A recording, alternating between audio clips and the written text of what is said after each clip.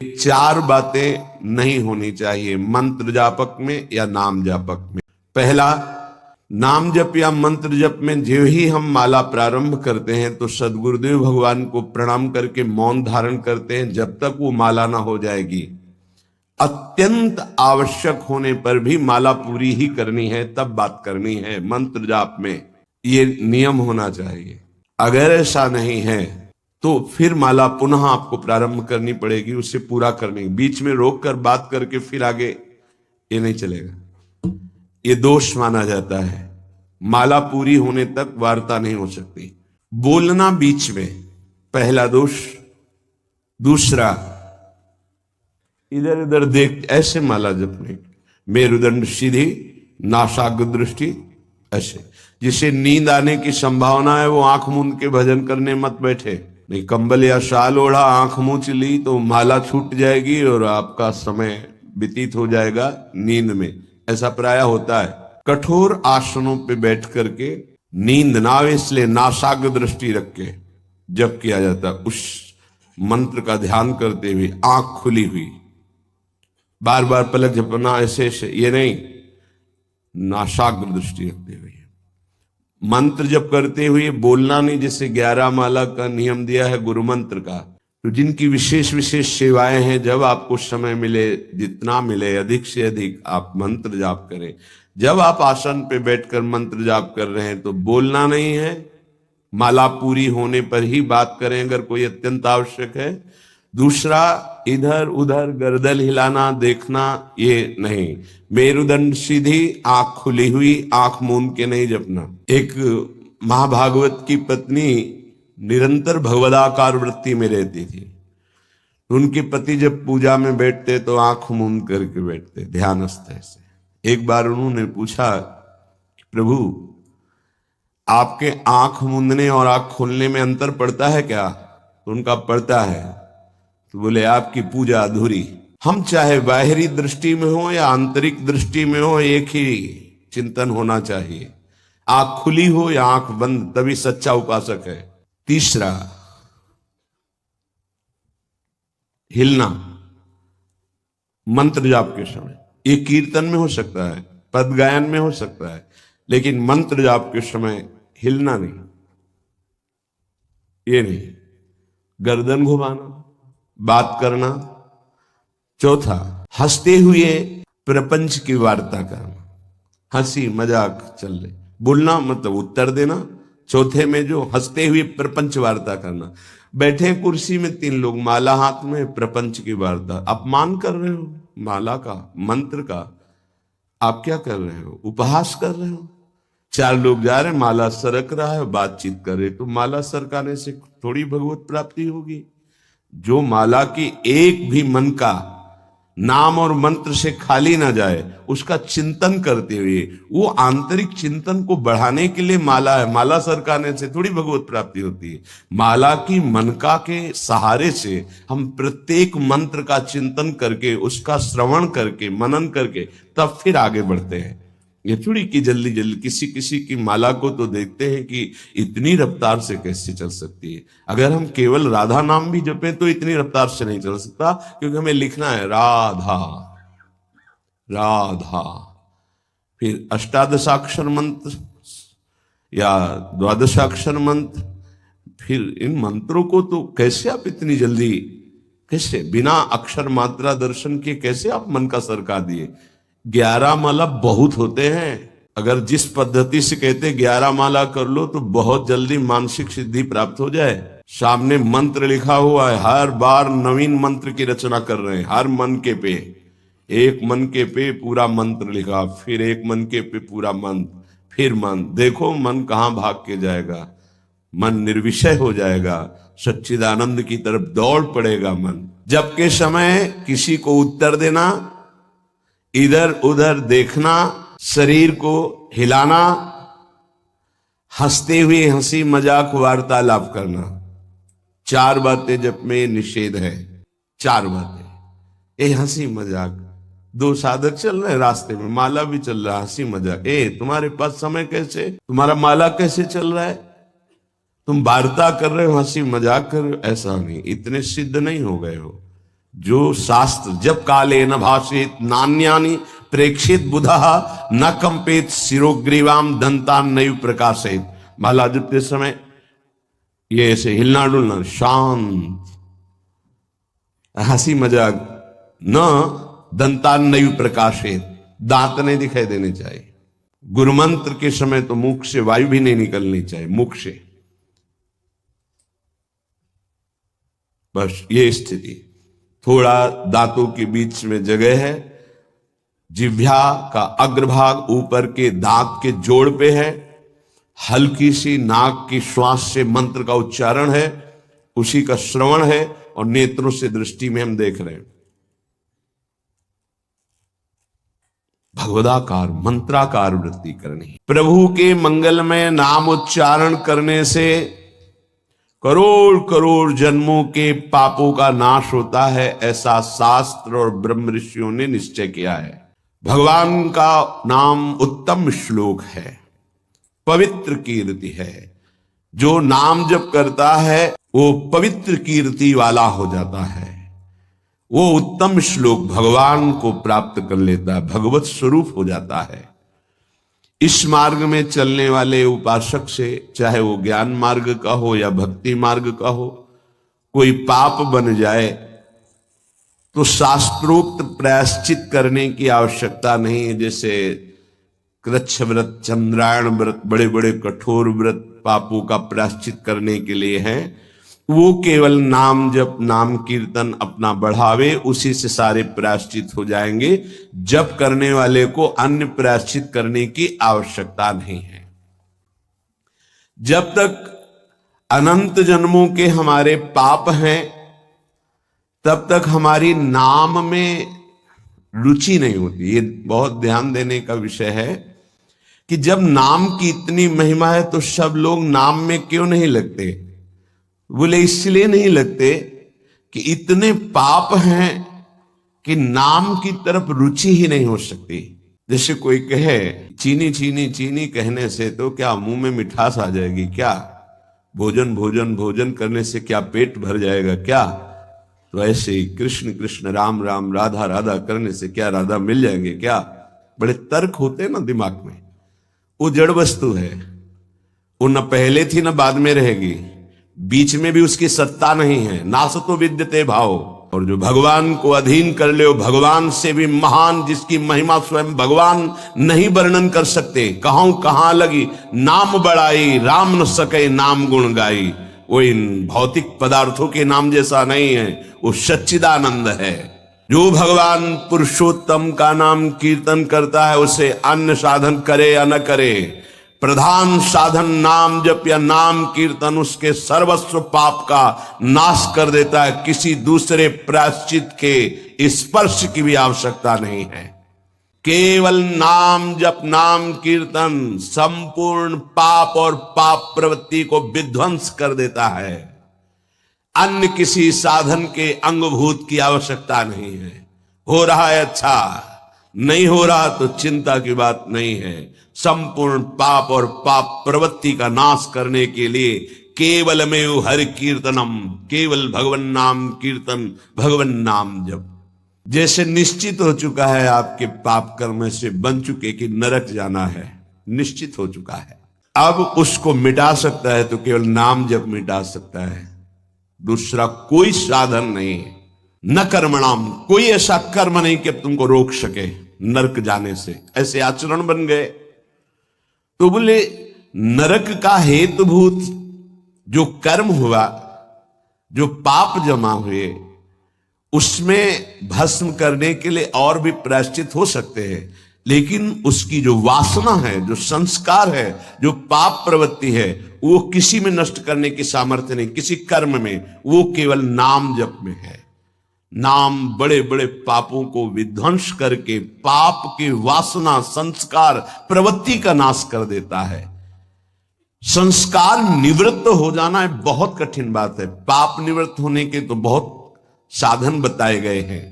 अतः एकमात्र नाम जप, नाम कीर्तन पाप प्रवृत्ति, पाप संस्कार, संस्कारों की निवृत्ति कर देता है। यदि बार बार नाम की आवृत्ति की जाए राधा राधा राधा राधा। बार बार श्री कृष्ण कीर्तन किया जाए, नाम जप किया जाए, तो किसी अन्य साधना से जो शुद्धि नहीं होती वो बहुत जल्दी ये नाम जप से, नाम कीर्तन से होती है। वासनाओं के साथ समस्त पापों का नाश हो जाना अत्यंत शुद्धि है। भविष्य में कभी किसी पाप का संपर्क जो भूल से, चूक से, कुसंग से, उपासक से बन जाता है, वो तत्काल भस्म हो जाता है। तत्काल इतनी भीषण जलन प्रायश्चित पैदा होती है कि उसके लिए नहीं कि अभी का पाप शाम तक भी टिक पाएगा, नहीं, तत्काल प्रायश्चित होता है। नाम जप से तत्काल ग्लानि, इतनी जलन क्यों, भस्म हो जाता है। और अगर उपासक चाहे तो प्रारब्ध का क्षय भी कर देगा। प्रारब्ध अर्थात जो शरीर भोग निश्चित हो चुका है, ऐसा न समझे कि नाम जापक भजन करने वाला प्रारब्ध क्षय नहीं कर सकता। हर रोग को नष्ट करने की सामर्थ्य है, पर वो अपने नाम जप की जो आवृत्ति कर रहा है, अव्याव्रत भजना, बार बार नाम जप कर रहा है, वो आराध्य देव के विधान को जानकर सुखी होने वाला उपासक हो जाता है। पाप क्षय हुआ, पाप की प्रवृत्ति का नाश हुआ, आगे भूल चूक से पाप हो जाए उसका भस्म करने की सामर्थ्य उसमें, प्रारब्ध को क्षय करने की सामर्थ्य होते हुए भी भक्त अपने प्रारब्ध को क्यों भोगता है? क्योंकि वो उस भजन से अपने आराध्य देव को प्रसन्न देख करके, मन जहां है सावई मना कृष्ण पदारविंद, अब उसे प्रारब्ध कोई दुखद नहीं लगता, अपने स्वामी का मंगल विधान लगता है, वो उसे सहज में भोग लेता है। यदि चाहे तो उसे तत्काल भस्म कर दे प्रारब्ध को। आगे इसका वर्णन करते हैं। अप्रारब्ध प्राचीन पापक्षय सकृत कीर्तनमेव साधनमिति निरपवादम अन्नवचनानि संत्य अनंतानि। प्रारब्ध से भिन्न पापों का क्षय समझना। अप्रारब्ध प्राचीन पापक्षय, बिना प्रयास के नाम जप से वो क्षय हो जाते हैं। प्रारब्ध के लिए संकल्प करना पड़ता है और भक्त संकल्प रहित होता है, इसलिए प्रारब्ध को भोगता है। जो प्राचीन पापाक्षय अप्रारब्ध, जो प्रारब्ध में नहीं है, पूर्व संचित जमा पाप कर्म है, वो सकृत कीर्तन में साधन मिति, एक ही साधन भगवन नाम कीर्तन, भगवन नाम जब वो स्वाभाविक नष्ट हो गया, इसमें किसी का कोई तर्क नहीं है। पर प्रारब्ध को क्षय करने के लिए संकल्प करना होता है। ये मेरा रोग नष्ट हो जाए, ये कभी भक्त नहीं कर सकता। इसीलिए बड़े बड़े संतों को कष्ट में देखा गया शारीरिक। अप्रारब्ध स्वाभाविक क्षय हो जाएगा, पर प्रारब्ध के लिए संकल्प करना पड़ेगा। इसलिए भक्तजन संतों के अनंत वचन पाए गए, क्या कि जैसे मेरे प्रभु रख रहे हैं वैसे मैं बहुत राजी हूं, मेरे स्वामी जैसे मुझे रख रहे हैं, जोई जोई प्यारो करे सोई मुहि भावे, तेरा किया मीठा लागे। क्या बड़े बड़े महापुरुष के तेरा किया मीठा लागे। प्रभु आप जो विधान कर रहे हो वो प्रारब्ध क्षय के लिए संकल्प नहीं करते। ये कीर्तन केवल पाप का ही नाश नहीं करता, नाम जप, ये नाम जप बार बार जो आवृत्ति की जाती है, इससे उपासना की वृद्धि होती है, वासनाओं का नाश होता है। इसके पश्चात भगवत प्रेमी महात्माओं का सानिध्य मिलता है। ये बड़े गूढ़ विषय है।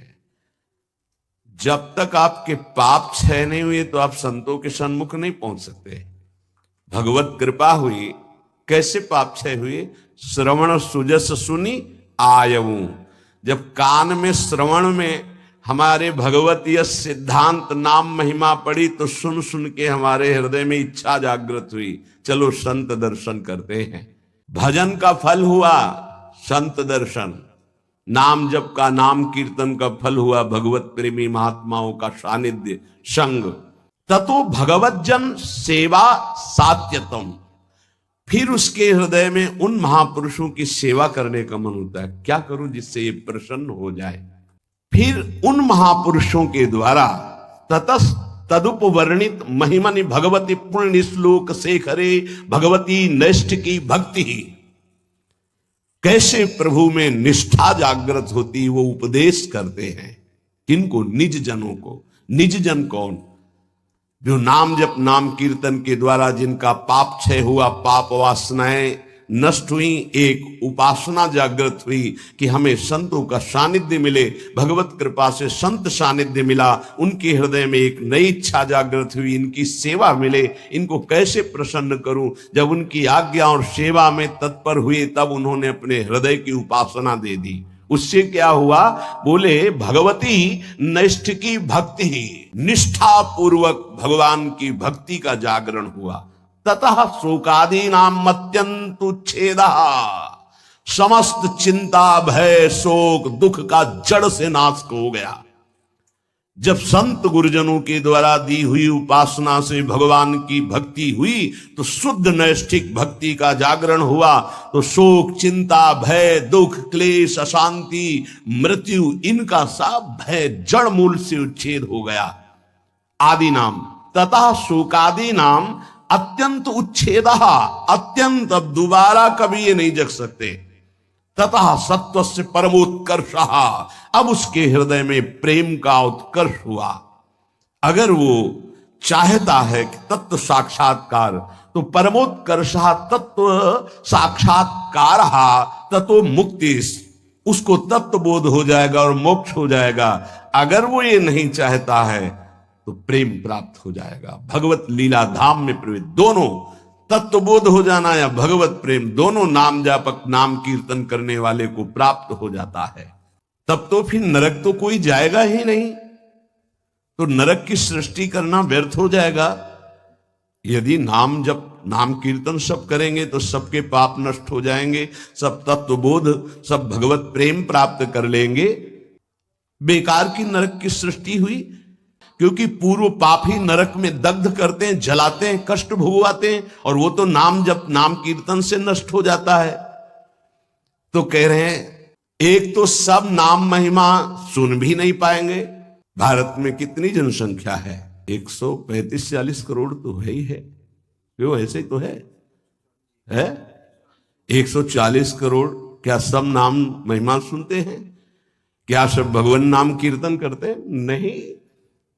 तो कह रहे हैं ये बात मत सोचो कि कोई नरक नहीं जाएगा, बहुत जाएंगे, क्योंकि नाम कीर्तन नाम जप में सब थोड़ी लगे हैं। दूसरी बात, जो नाम में लगे भी हैं वो कह रहे हैं कि संभावना है उनके नरक जाने की। कैसे? बोले यदि किसी महापुरुष का अपमान कर दिया, निंदा कर दी, वैष्णव अपराध बन गया, तो पतन होने का चांस हो जाता है। या आज्ञा शास्त्र की उल्लंघन करके कहीं ममता कर बैठे तो उसको पतन होने का चांस रहता है। बोले उदाहरण में आप बताइए कि नाम जापक कौन जो ममता करके अपनी स्थिति से भ्रष्ट हो गया। जहां निरंतर भजन के लिए राज्य और पत्नी और पुत्र आदि का त्याग किया भगवान ऋषभ देव जी के पुत्र भरत जी, वहीं मृग की ममता में आकर के निकृष्ट देह मृग की प्राप्त कर लिए। अगर ममता करेंगे चूक हो जाएगी, जन्म जन्मांतर के लिए कितना जाना पड़ेगा। उनकी सावधानी ये रही कि मृग शरीर में भजन किए तो अगले बोध संपन्न जड़ भरत जी के रूप में प्रकट हुए। अगर नाम जप कर रहे हो, भजन कर रहे हो और वैष्णव निंदा कर रहे हो, संत अपमान कर रहे हो, संत द्रोह कर रहे हो, तो आपको भ्रष्ट हो जाना पड़ेगा, अपनी स्थिति से गिर जाना पड़ेगा। जय विजय योश्च वैकुंठ वासिनोरपि ब्रह्मविदो मानादधा पतनम। ब्रह्मविद महापुरुष सनक सनंदन सनातन सनत कुमार का अपराध करने के कारण वैकुंठ में विराजमान जय विजय अधापतन को प्राप्त हो गए। ब्रह्मविदवमान जनितम ही दुरितम दुरत्ययम भगवद उपासनेनापि भगवद भक्तावमान जनितम च प्रपंचितम। कह रहे हैं कि जो ब्रह्म धाम में विराजमान वैकुंठ धाम में वो जब अपराध कर दिए भक्त का, सनक सनंदन सनातन सुमनत कुमार का, तो उनको 3 जन्म के लिए अधा पतन हुआ और राक्षस भाव को प्राप्त हुए, दैत्य भाव को प्राप्त हुए। तो जो भगवद भाव मान जनितम च प्रपंचितम, जो प्रपंच दृष्टि रखकर नाम जप करते हैं, भगवत भक्तों का अपमान कर देते, निंदा कर देते हैं, तो महात्माओं का अपमान करने से उनकी गति बिगड़ सकती है। इसमें 3 बात बताई। पहले तो सब नाम महिमा सुनते ही नहीं है, सबके कानों में ही नहीं पहुंचती। अगर किसी के कानों में पहुंचती है तो बड़ा भाग्यशाली ही उसे पकड़ पाता है, नहीं तो छोड़ देता है। तो ऐसे लोगों की गति दुर्गति ही होती है। दूसरे जो नाम पकड़ते हैं उनमें कोई भाग्यशाली होता है कि किसी की निंदा स्तुति ना करते हुए, नाम जप करते हुए आगे बढ़ जाए। नहीं तो जहां नाम जप हुआ अपने में गुणाभिमान आने की संभावना होती है, अगर साधु संग ना हुआ, वो दूसरे संतों की फिर अवहेलना, निंदा, अपमान। देखो भाई, एक ही प्रभु हैं, 10-20 प्रभु नहीं है। उनके नाम अनंत हैं, उनके रूप अनंत हैं, उनकी उपासना अनंत है, उपासना की पद्धतियां अनंत हैं, मान सकते हैं। लेकिन प्रभु एक है, इसमें कोई संशय नहीं। अब प्रायः एक धर्मावलंबी दूसरे धर्मावलंबी की निंदा करना ही अपने धर्म की महानता समझी जाती है। हमारी समझ में कम आता है। हम किसी की निंदा कर रहे हैं, किसी का अपमान कर रहे हैं, किसी की अवहेलना कर रहे हैं, तो हम अपने आराध्य देव की आज्ञा का उल्लंघन कर रहे हैं। एकादश स्कंद में परमार्थ का जब निरूपण वर्णन हुआ बीच में, तो उसमें था ना किसी की निंदा ना किसी की स्तुति। समझ में नहीं आता। हम समझते हैं हम अपने आचार्य की बहुत महिमा गा रहे हैं, अगर दूसरे आचार्य की निंदा कर रहे हैं, दूसरे इष्ट देव के नाम की निंदा करें तो हम अपने इष्ट देव को बहुत प्रसन्न कर लेंगे। नहीं भाई नहीं, अभी समझ में नहीं आई, अभी बुद्धि ठीक नहीं है। सर्वम खलमिदं ब्रह्म ने नानास्ति किंचन। श्री कृष्ण चंद्रजू कह रहे मत्ता परतरम नान्यत किंचिद अस्ति धनंजय, मेरे सिवा कोई नहीं, फिर तुम उनके दास हो। तुमको नहीं दिखाई दे रहा तुम्हारा आराध्य देव स्वरूप में? अवहेलना, उपहास, दूसरे धर्म की अवहेलना अर्थात अपने आराध्य देव की, दूसरे वैष्णव की, दूसरे संत की, दूसरे उपासक की निंदा अर्थात अपने आराध्य देव की।